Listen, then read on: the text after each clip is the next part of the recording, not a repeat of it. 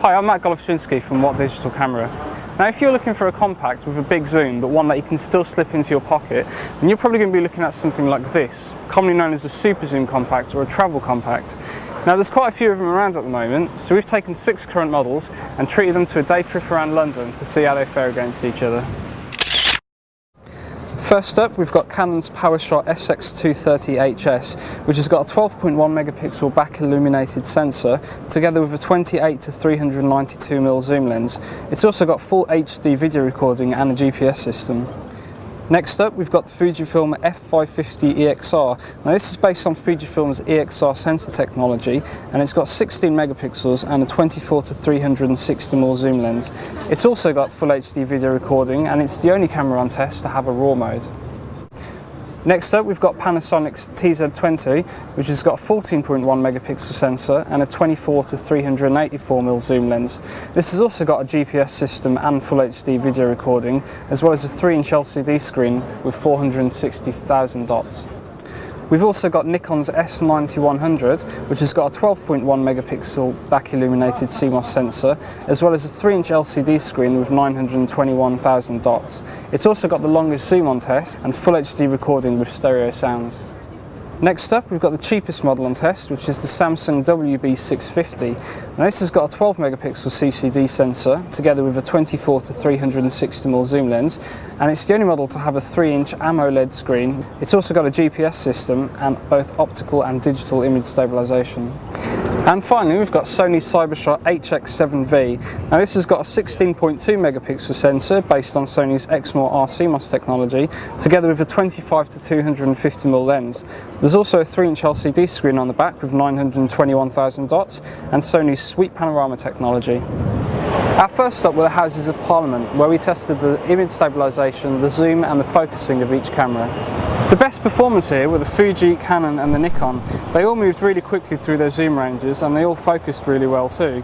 The Panasonic was quite good as well, as was the Sony. In terms of images captured at these settings, the Canon SX230HS did the best. Its images had really good detail and excellent sharpness. The Fuji also did quite good. It lacked a little bit of bite around the edges and was a little bit soft, but it had quite good detail and just a little bit noise.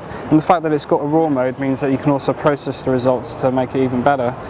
Our next stop was St James's Park, where we tested the performance of each camera's LCD, as well as the colour reproduction in its images. The screens on both the Nikon S9100 and the Sony HX7V did really well. Both have got a 921,000 dot resolution, although the Nikon did have a slight edge over the Sony. The Samsung screen, based on the AMOLED technology, it did a really good job to reduce reflections and it had a really good viewing angle too, but its reproduction was a little bit flat. Looking at the images later, it was clear that the Panasonic just edged its way to the top with nice deep greens and vibrant flower heads, and the Canon wasn't too far behind either. The Sony and the Fuji came next. They produced good results, not quite as good as the other two, but nevertheless quite good, while the Samsung and the Nikon didn't do too well, with slightly paler results and washed out colours. Our next stop was Buckingham Palace, where we looked at the accuracy of each camera's auto white balance system. The Canon, Samsung, Fujifilm and Panasonic cameras each did a fantastic job to reproduce the scene how it appeared, even though they all differed slightly from each other. Only the Nikon and the Sony struggled here, the Nikon producing slightly cold green images, while the Sony produced slightly denser, warm images. Our next stop was Trafalgar Square, where we looked at the video performance and the design of each camera. The winner with regards to video quality was the Nikon S9100. Its footage was packed full of detail and it had really good stereo sound quality alongside. Not only that, but it also maintained focus really well as the zoom was being operated. The Canon and Panasonic also did well to produce really detailed footage, and again they had good control over the focusing and the zooming. And the Sony also did quite well to produce detailed footage too. The only two which didn't were the Fuji and the Samsung, both of which had slightly poorer control over the focusing systems while the zoom was being operated, and the video quality itself really wasn't up to much. The best handling came from the Sony and the Fuji cameras. The Sony had a really nice ample rubber lining on the grip, lots of thumb space on the back, and it's quite lightweight too, whereas the slightly unconventional design of the Fuji meant that you could operate the zoom really comfortably and it handled really well too. Our penultimate stop was St Paul's Cathedral, where we looked at the metering system of each camera as well as image contrast. In terms of exposure, the Samsung WB650 seemed to do the best job to keep things consistent. It did a really good job between balancing lighter and darker details. The Sony's results were also pleasing, although because of the white balance issues, its images were left a little bit denser. Canon's SX230HS also did a good job to produce slightly bright images. It did mean that some highlight details were lost, while conversely the Panasonic's images were a little bit underexposed and so not quite as print ready as with some of the others. Our last stop was the London Bridge Experience Scare Attraction, where we tested the flash performance and the noise from each camera. With flash performance, it was the Sony that did the best job to really illuminate the subject and the background, and the Nikon and the Panasonic also did well.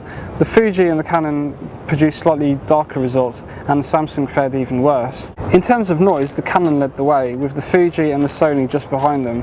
The Nikon also did quite well to match these, although the Panasonic and the Samsung noticeably struggled. It's not really a surprise considering that these are the only two cameras that don't have a backlit sensor. If this test proves anything, it's that with a number of similarly specified models, you should really think about what it is you want the camera for. If you want a fast focusing system and a really good screen, for example, you should go straight for the Nikon S9100, whereas if you want really good handling and excellent flash performance and good noise control, you should go for the Sony. If, however, you want a fully featured camera that really handles well, you should go for the Fujifilm, whereas the Panasonic TZR-20 is a really good choice if you want nice colourful images and good handling. Overall though, the Canon just has it. Although it's only got a 12.1 megapixel sensor and it doesn't quite have Nikon zoom range, it produces the best images, and that's probably because it sticks to a more modest spec sheet.